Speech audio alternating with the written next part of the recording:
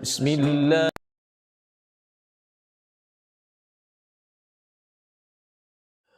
Bismillah.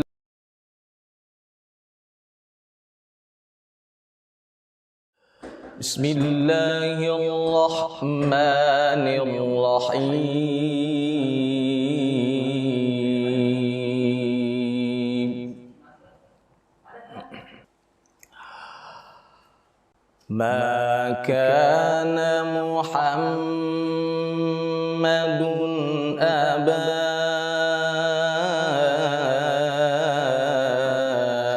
ahadim min rijalikum walakin rasulallahi wa khataman nabiyyin wa kana Allahu bikulli syai'in alima. Ya ayyuhalladzina amanu dzkurullah.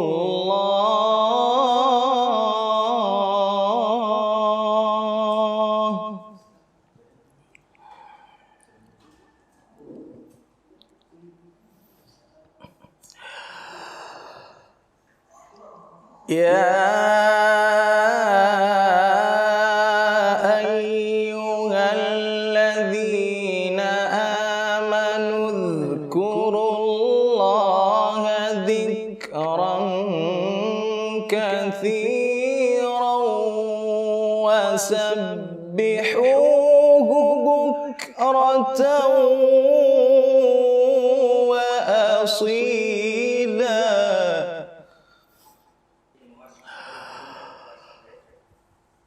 هو الذي يصلي عليكم وملائكته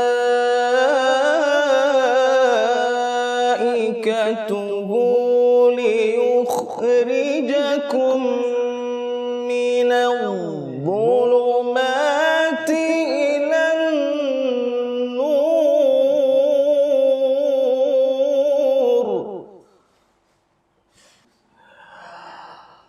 وكان بالمؤمنين رحيما.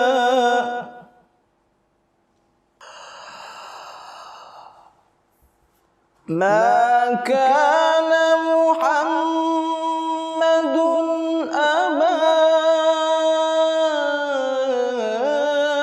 أحد من رجالكم ولكن رسول الله وخاتم النبيين.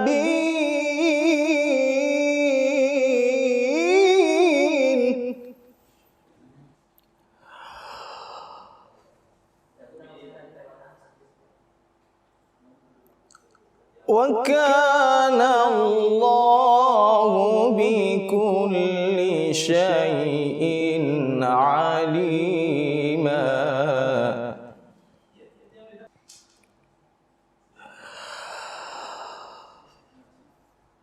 ما كان محمد أبا أحد من رجالكم ولكن رسول الله وخاتم النبيين.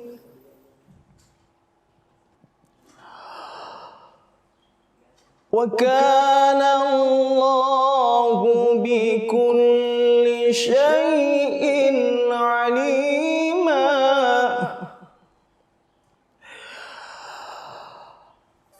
يا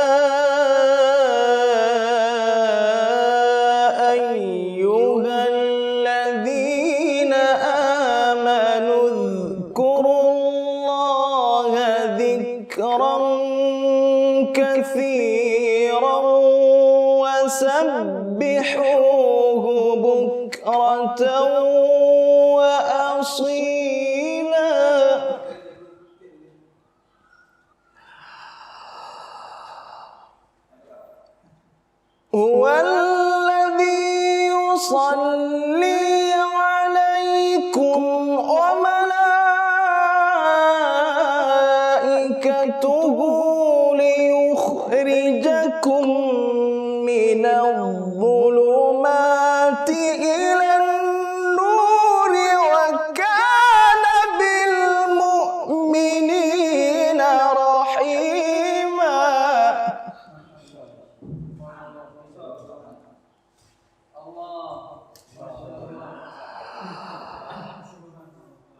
تحيتهم يوم يلقونه سلام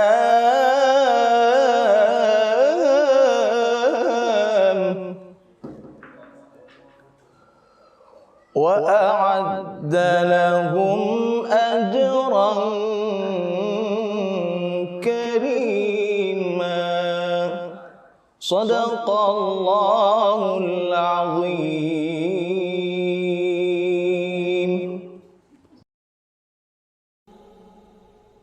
بسم الله الرحمن الرحيم. عما يتساءلون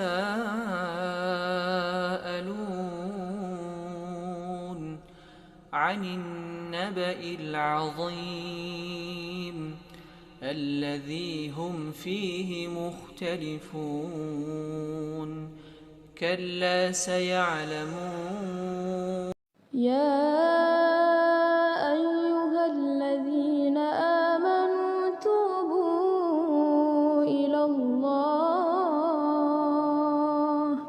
توبة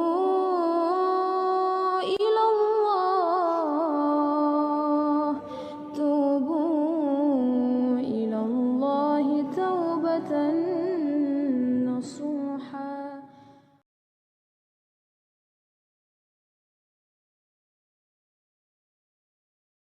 Kita kepada Allah Subhanahu wa ta'ala. Kemudian melanjutkan kajian kita pada malam hari ini. Kita akan membahas bab yang kedua dari pembahasan Kitabul Jihad, di mana pada bab yang pertama telah dijelaskan tentang definisi jihad, keutamaannya, hukum-hukumnya, syarat-syarat dan hal-hal yang menjadikan gugurnya kewajiban jihad itu. Nah, kemudian pada malam hari ini masuk pada bab yang kedua terkait dengan fil asra wal ghanaim.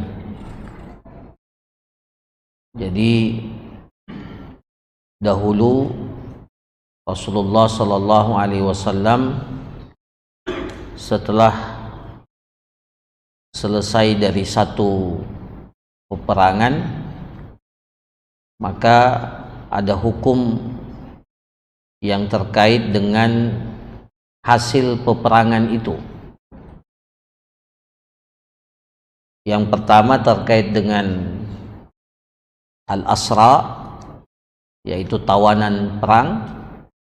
Bagaimana memperlakukan tawanan perang dalam Islam, apa yang dilakukan oleh Rasulullah sallallahu alaihi wasallam terhadap tawanan perang, ya, yang ditawan, baik itu laki-laki, perempuan, bahkan kalau ada yang masuk dalam kategori anak kecil, apa yang akan dilakukan kepada para tawanan perang itu. Nah, ini pada orangnya.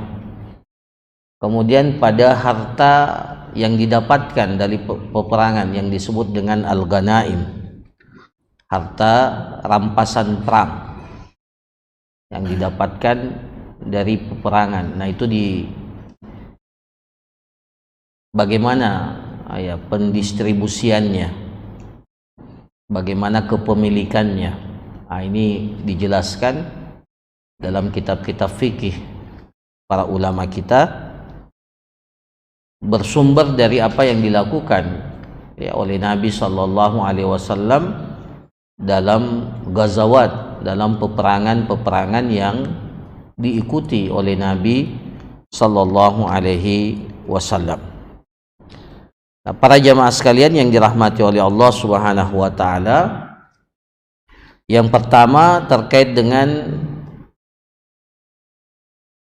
tawanan perang dari orang-orang kafir yang ditawan.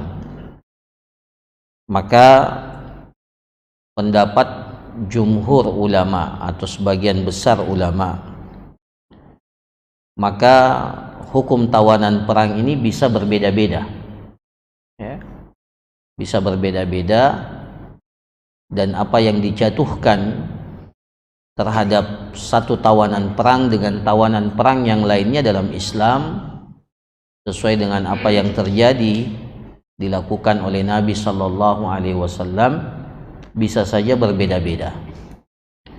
Di antara mereka ada yang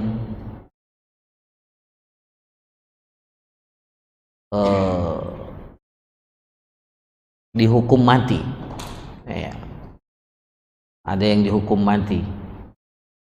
Jadi tidak ada pilihan kecuali kemaslahatannya bahwa orang ini pilihannya adalah hukuman mati, ya. Nah, ini nanti tergantung dari seberapa besar, ya, perlakuan yang ia telah seberapa besar kontribusi yang ia lakukan dalam melawan, ya, tentara kaum muslimin, atau sebesar apa peran yang dilakukan oleh orang ini, ya, dalam memerangi kaum muslimin. Nah, itu nanti dilihat mana kemaslahatannya. Jadi bisa saja berbeda antara satu tawanan dengan tawanan yang lain, tapi pilihan-pilihannya ada beberapa. Nah, ini nanti dikembalikan kepada imam kaum muslimin, ya, yang akan menentukan statusnya. Jadi yang pertama pilihannya itu dihukum mati. Kemudian yang kedua al-istirqaq, dijadikan sebagai budak, ya. Kemudian yang ketiga al-mannu bi ghairi iwad, ya.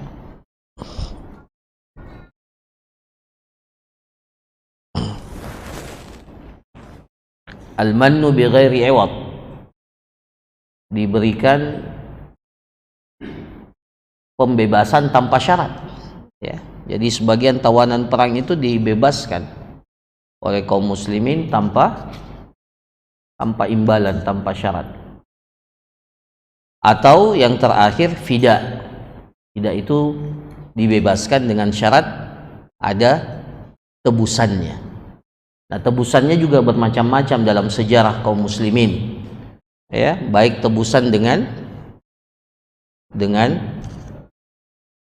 harta, ya, jadi mereka menebusnya dengan harta untuk dibebaskan, atau ternyata tawanan perang ini memiliki keahlian, maka keahliannya itu dipersyaratkan untuk diajarkan kepada kaum muslimin, sehingga apa yang menjadi keahliannya itu dapat ditransfer oleh kaum muslimin. Itu juga terjadi, ya, atau mereka mengajari kaum muslimin satu keahlian yang mereka kuasai. Nah, itu syarat. Jadi dilepaskan, tapi syaratnya harus mengajar dulu, ya, memberikan ilmu keahlian yang dia miliki kepada kaum muslimin. Atau bisa juga dipertukarkan, ya, jadi tebusannya itu dipertukarkan.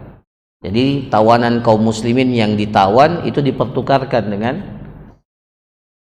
tawanan perang yang ditawan oleh kaum muslimin dari pasukan orang-orang kafir, ya, yang berperang melawan kaum muslimin. Nah, itu pilihan-pilihan yang ada. Nah, ini semuanya ada dalilnya, ya, ada dalilnya baik dari Al-Quran ataupun dari hadis Rasulullah Sallallahu Alaihi Wasallam. Nah, tentunya pilihan-pilihan itu nanti dilihat mana kemaslahatannya, ya, oleh imam, oleh pemimpin kaum muslimin, ya, mana yang paling tepat diberikan kepada tawanan perang, ya. Dan ini yang menjadikan dalam perang Islam itu memiliki nilai-nilai kemanusiaan yang luar biasa, ya, berbeda dengan apa yang dilakukan, ya, sebelum datangnya Islam, ya, bagaimana perlakuan mereka terhadap tawanan perang, ya, itu sangat sangat tidak manusiawi, ya. Nah, tetapi juga memang di sisi yang lain ada aspek bagaimana menimbulkan efek jerah, ya. Jadi hukuman itu dua, memperhatikan sisi-sisi kemanusiaan, tapi di sisi yang lain juga harus menimbulkan efek jerah. Nah, maka itu yang dijadikan sebagai pilihan-pilihan di dalam syariat agama kita dalam memperlakukan tawanan perang itu. Ya, maka tidak sedikit dalam sejarah Islam, ya, ketika mereka melihat bagaimana kaum muslimin memperlakukan tawanan perang itu. Nah, para jamaah sekalian, jadi semuanya ini ada dalilnya, ya. Pada perang Badar umpamanya, Nabi SAW itu menerima tebusan, ya, menerima tebusan dari tawanan perang orang-orang musyrikin yang ditawan pada perang Badar. Meskipun itu ditegur oleh Allah Subhanahu wa taala, ya, dalam Al-Qur'an, dalam surah Al-Anfal, maka li nabiyyin an yakuna lahu asra hatta yuskhina fil ardi. Ya, tidak pantas seorang nabi itu punya tawanan perang, ya, kemudian tawanan perang itu dilepaskan dengan tebusan, padahal harusnya Nabi SAW itu, ya, melakukan tindakan yang tegas, ya, dengan, ya,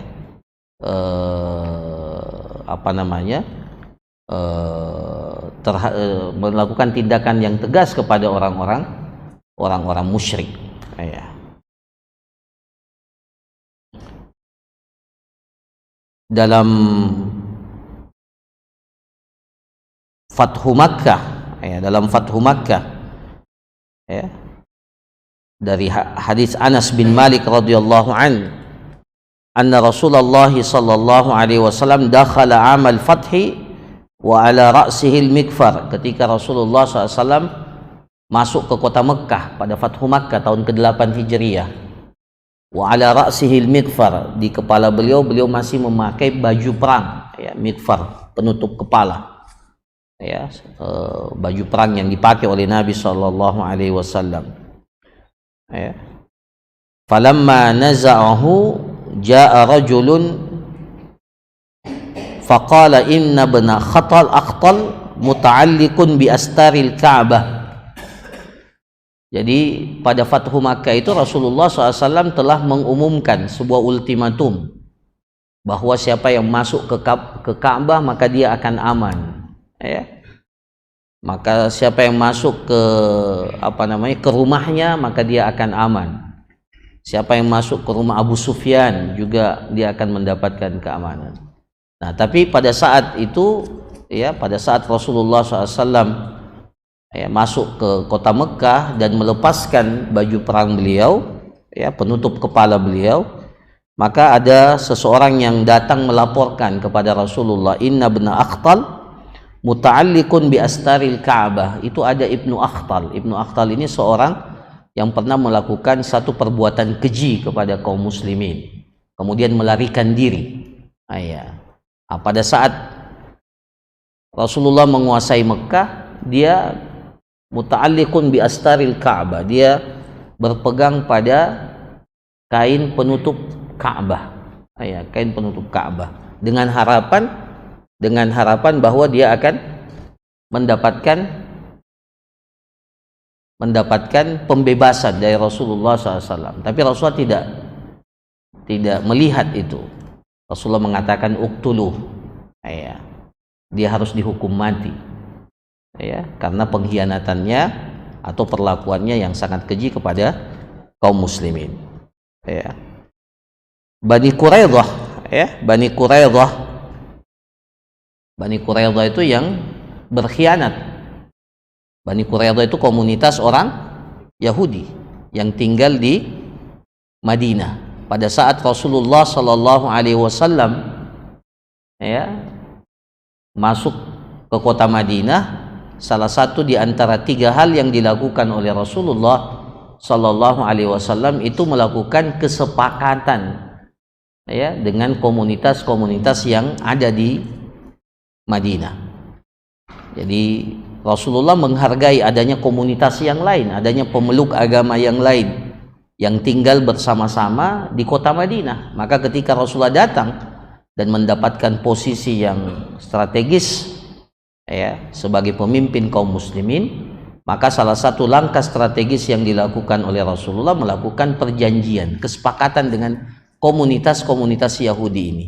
Salah satu isi daripada kesepakatan itu yang kemudian nanti dikenal dengan perjanjian Madinah, Mitsaqul Madinah, perjanjian Madinah, itu adalah bahwa mereka bersama-sama membela dan menjaga kota Madinah ini dari serangan musuh ketika musuh itu datang untuk menyerang dan mengusik kedamaian dan ketenangan penduduk kota Madinah. Itu salah satu isi kesepakatan itu. Tapi apa yang terjadi? Terjadi pengkhianatan, pengkhianatan di mana Bani Quraidah itu melakukan kesepakatan terselubung dengan orang-orang musyrik pada tahun kapan terjadinya perang Khandaq itu? Ghazwatul Ahzab tahun kelima, tahun kelima Hijriyah. Nah itu kaum musyrikin itu berkoalisi dengan sekutu-sekutu, makanya disebut dengan Ahzab. Ahzab itu sekutu-sekutu. Nah, salah satu sekutu kaum musyrikin itu adalah Bani Quraidah yang ikut serta dalam menyerang kaum muslimin yang berada di kota Madinah, padahal isi perjanjiannya itu dengan Rasulullah harusnya sama-sama menjaga kota Madinah. Maka akibat pengkhianatan itu, maka hukuman yang yang dijatuhkan oleh Nabi Shallallahu Alaihi Wasallam itu sangat berat, bahwa laki-lakinya itu harus dihukum mati. Laki-laki Bani Quraidah itu dihukum mati, sementara yang lainnya itu dijadikan tawanan, dijadikan budak, perempuan dan anak-anak. Nah, ini para ikhwah sekalian yang dirahmati oleh Allah. Tapi di samping itu, dalam beberapa kejadian Rasulullah justru melepas, jadi tawanan perang itu dilepaskan tanpa ada imbalan sedikit pun, atau dengan tebusan.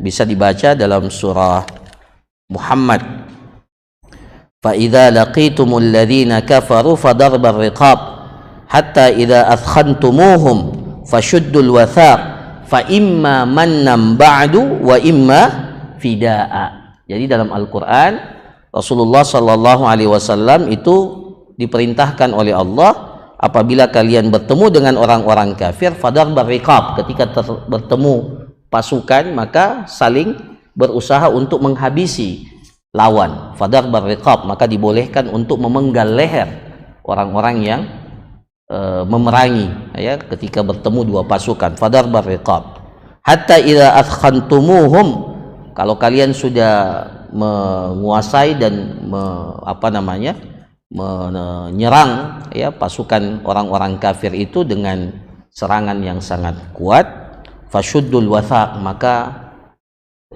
tawanan-tawanan perang itu silahkan dikumpulkan. Fashuddul wathaq, ditawan para tawanan perang itu. Nah, setelah itu silahkan fa imma mannam ba'du wa imma fida. Jadi arahan Allah Subhanahu wa taala kepada nabinya Nabi Muhammad sallallahu alaihi wasallam, fa imma mannam ba'du, silahkan di antara mereka kalau ada yang mau dilepaskan, dilepaskan tanpa ada tebusan. Atau kalau mau ada yang dilepaskan dengan tebusan juga silahkan. Jadi diberikan pilihan itu kepada Rasulullah Sallallahu Alaihi Wasallam. Jadi kesimpulannya para jamaah sekalian, hukuman atau keputusan ya terhadap tawanan perang ini dikembalikan kepada apa yang menjadi kemaslahatan dan yang dilihat oleh pemimpin kaum muslimin dalam menentukan status tawanan perang itu. Semuanya ada, tergantung tentunya nanti dilihat sejauh mana kontribusi dan bagaimana perlakuan apa yang telah dilakukan oleh musuh ini kepada kaum muslimin. Jadi hukumnya tidak satu, bisa saja berbeda-beda antara satu tawanan perang dengan tawanan perang yang lainnya. Nah, kemudian kita berpindah kepada pembahasan yang kedua terkait dengan harta rampasan perang. Ya, saking pentingnya para jamaah sekalian harta rampasan perang ini, maka Allah Subhanahu wa taala menurunkan satu surah dalam Al-Qur'an yang bercerita tentang rampasan perang. Surah apa itu? Surah apa? Rampasan perang. Surah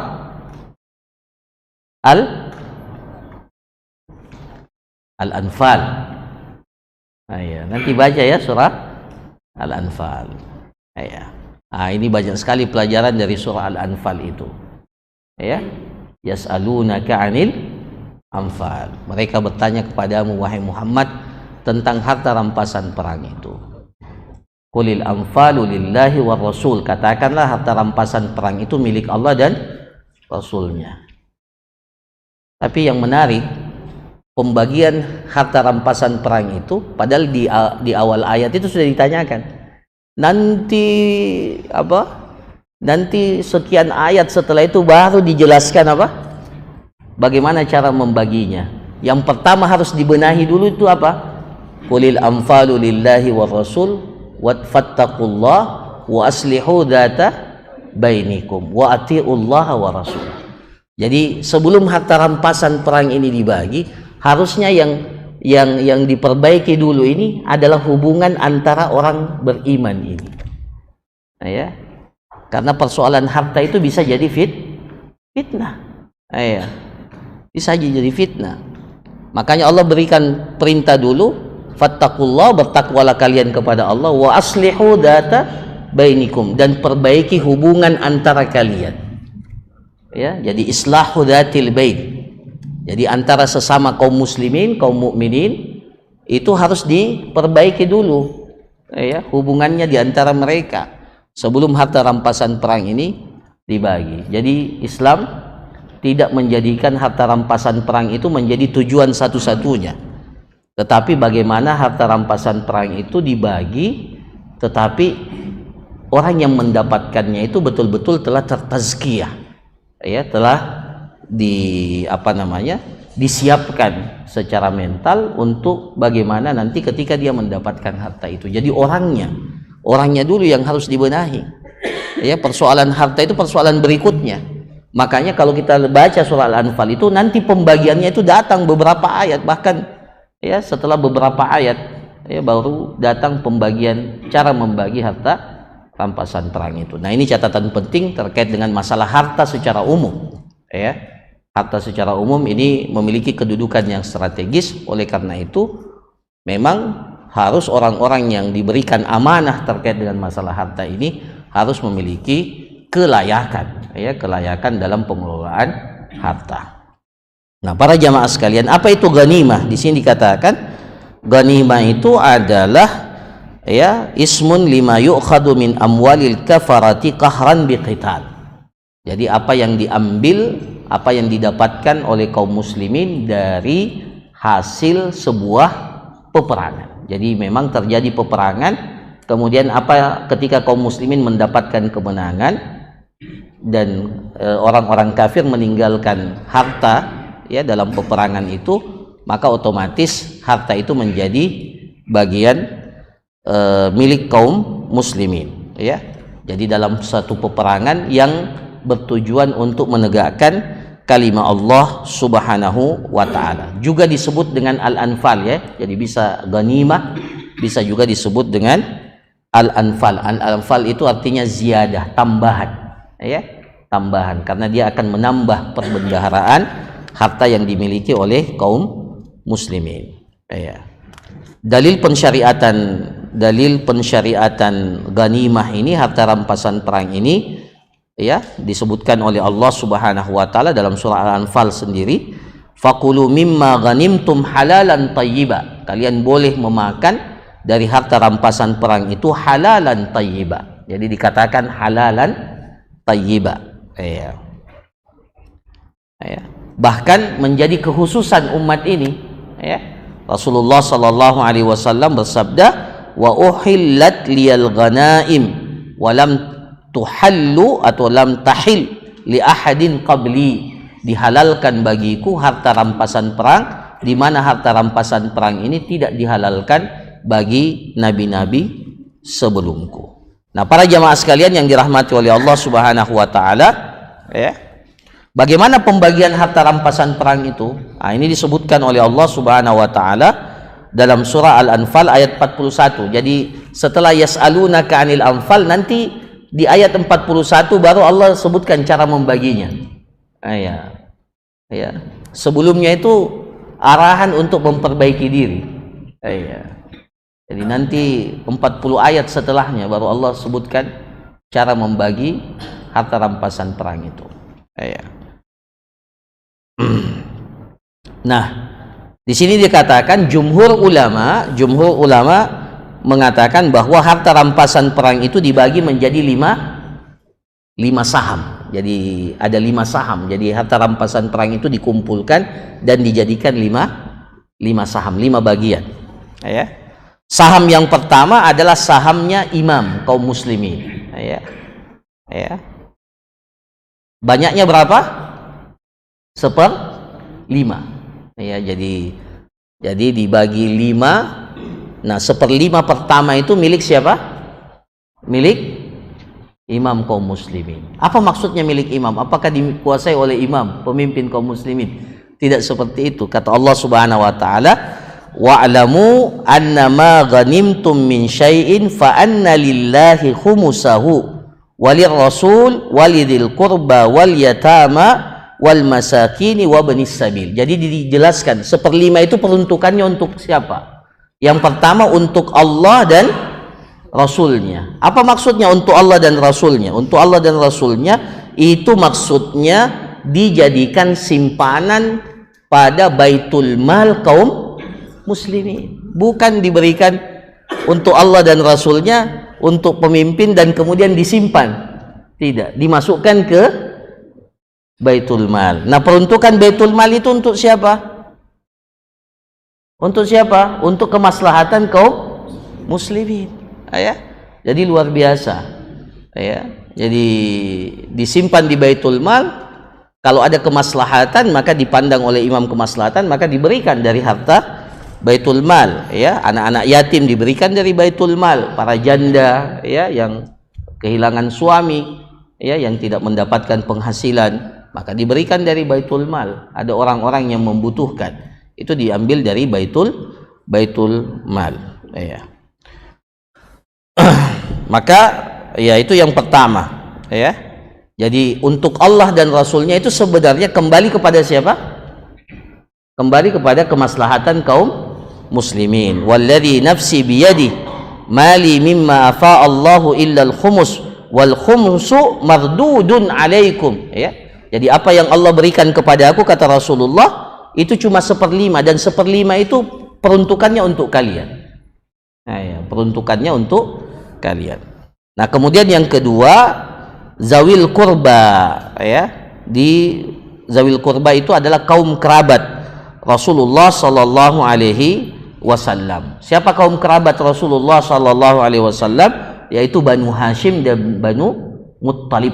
Ya, Banu Hashim, Banu Muttalib. Jadi kaum kerabat Rasulullah itu mendapatkan hak dari harta rampasan perang itu, dari 1/5 itu. Ya, jadi 1/5 itu dibagi menjadi 5 bagian. Yang pertama untuk Allah dan Rasulnya itu untuk baitul mal. Kemudian dari 1/5 itu diberikan kepada zawil qurba, kaum kerabat Rasulullah SAW, Banu Hashim dan Banu Muttalib. Kenapa mereka dapat 1/5? Karena mereka sebenarnya tidak dapat zakat, tidak boleh mereka terima zakat. Ya, jadi kata Rasulullah, saya dan keluarga saya tidak boleh menerima zakat. Jadi dari mana mereka dapat? Ini juga dari salah satu peruntukannya adalah dari pemberiannya dari harta rampasan perang itu. Kemudian yang ketiga peruntukannya para anak yatim, al-yatama, ya, wal yatama. Siapa itu anak yatim? Man mata abuhu qabla an yablugh. Siapa yang meninggal orang tuanya, bapaknya sebelum dia balik, ya, baik laki-laki ataupun wanita. Jadi kalau meninggal orang tuanya, dia sudah balik, tidak disebut lagi anak yatim. Jadi anak yatim itu yang meninggal orang tuanya ketika masih kecil. Kemudian yang keempat masakin, orang miskin, ya. Kemudian yang kelima adalah ibnus sabil. Jadi 1/5 itu dibagi lagi menjadi 5. Peruntukannya untuk semua ini, ya, untuk semua yang disebutkan tadi. Nah, ini disebutkan oleh Allah dalam surah Al-Anfal ayat 41. Wa'lamu annama ghanimtum min syai'in fa anna lillahi khumusahu walirrasul walidil qurba wal yatama wal masakini wa banis sabil. Ya, jadi itu 1/5 itu diperuntukkan untuk itu semua. Nah, kemudian sisanya tinggal berapa? Berapa saham lagi? 4 saham. Kan 1/5.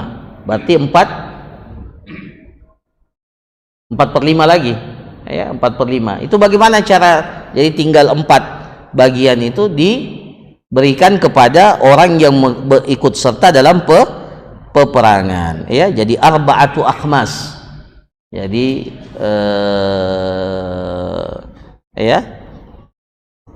jadi 1 saham tadi sudah diberikan kan, yang 1/5. Kemudian sisanya yang 4 itu dibagi kepada orang-orang yang syahidal waqa'ah. Jadi Rasulullah SAW mengatakan al-ghanimatu liman syahidal waqa'ah. Harta rampasan perang itu bagi yang ikut peperangan. Nah, bagaimana cara membaginya? Rasulullah SAW itu membagi seperti ya berikut ini. Kaifiyatut taqsim. An yu'tir rajil, ya, an yu'tar rajilu ay alladhi yuqatilu ala rijlihi sahman wahida. Jadi yang berperang dengan berjalan kaki diberikan satu saham, satu bagian.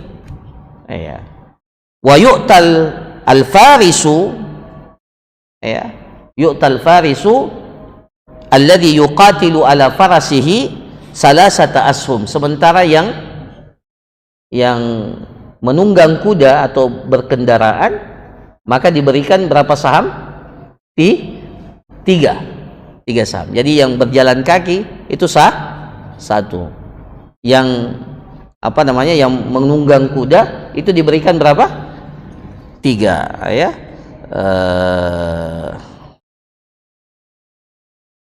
Yang 3 itu maksudnya untuk siapa? Jadi yang berjalan kaki kan cuma 1. Kalau dia mengendarai kuda, itu Rasulullah kasih 3. Bagaimana yang 3 ini untuk siapa? 1 saham untuk penunggangnya, 2 saham untuk kudanya. Jadi kudanya luar biasa itu.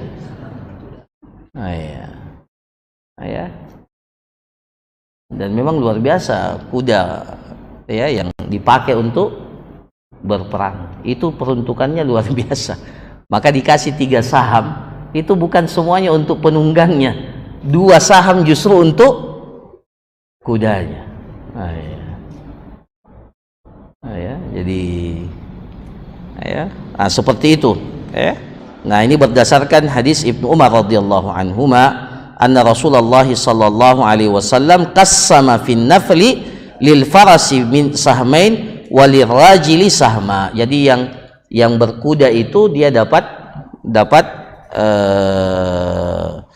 2 bagian, ya, 2 bagian, maksudnya 2 bagian untuk kudanya, sementara yang orangnya itu dapat satu bagian, ya. Dan ini dilakukan oleh Nabi sallallahu alaihi wasallam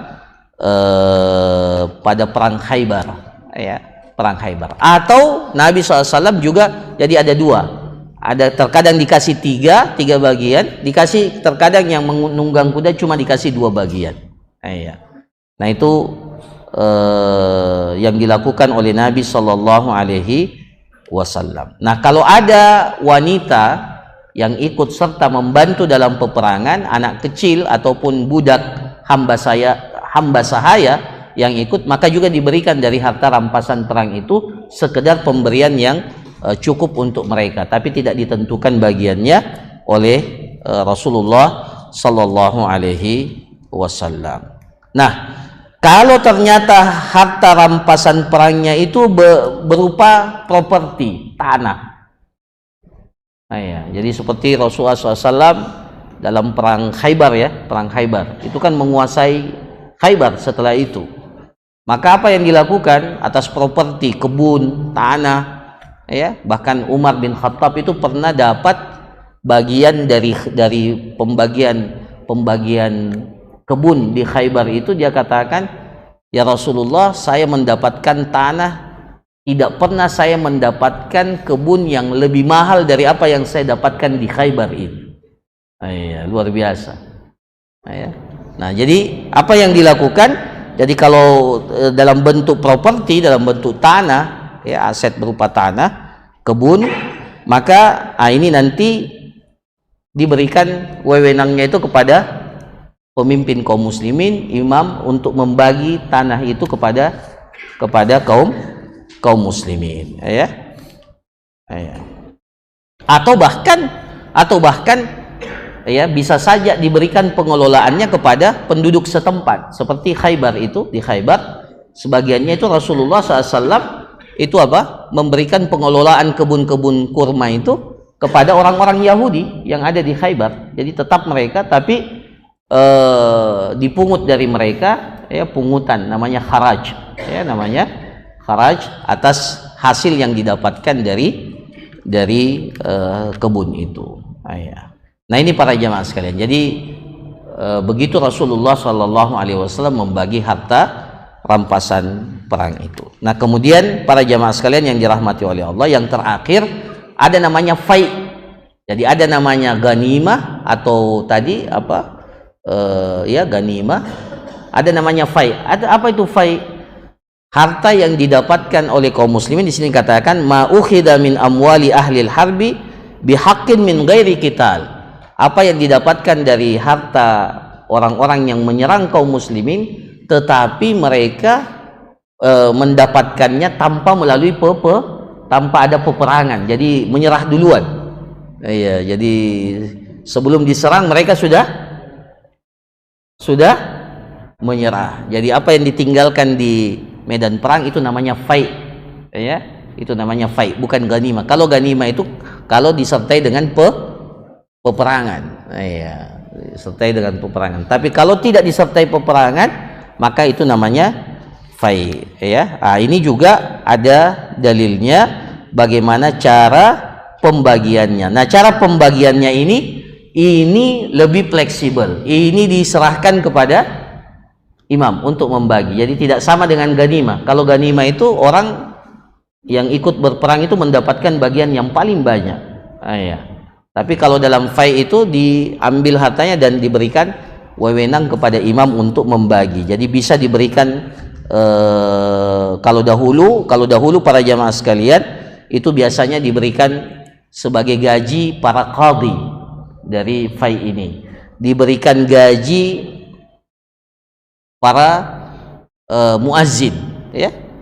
Jadi dari dulu muazzin itu sebenarnya digaji oleh Baitul Mal, ya. Salah satu sumbernya itu dari fai ini, ya, dari fai para muazzin, ya. Para imam masjid itu dari Baitul Mal, ya. Kalau kita lihat sejarah kaum muslimin itu mereka mendapatkan, ya, biaya hidup itu dari Baitul Mal, diberikan kepada para guru dan seterusnya. Jadi pembagiannya itu lebih fleksibel dibandingkan ganimah. Nah, ini kembali nanti kepada apa yang dilihat maslahat oleh pemimpin kaum muslimin. Dalilnya apa? Dalam surah Al-Hasyr, ya. ma afa Allahu ala rasulihi min ahlil qura falillahi walir rasuli walil qurba wal yatama wal masakin wa banis sabil kay la yakuna dulatan bainal aghniya'i minkum. Jadi didistribusikan sesuai dengan apa yang menjadi kemaslahatan kaum muslimin, diberikan kepada fakir miskin, diberikan kepada orang-orang anak-anak yatim, ya, kepada ibnu sabil, ya.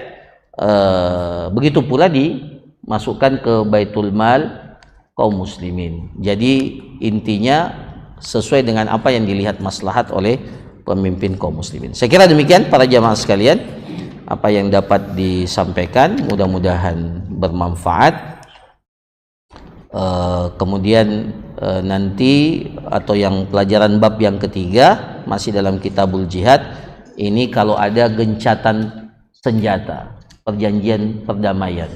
Jadi apa saja yang akan terjadi, hukum-hukum yang perlu diketahui terkait dengan hal ini. Ya, saya kira ya kita cukupkan. Kalau ada satu pertanyaan atau ini, saya persilahkan.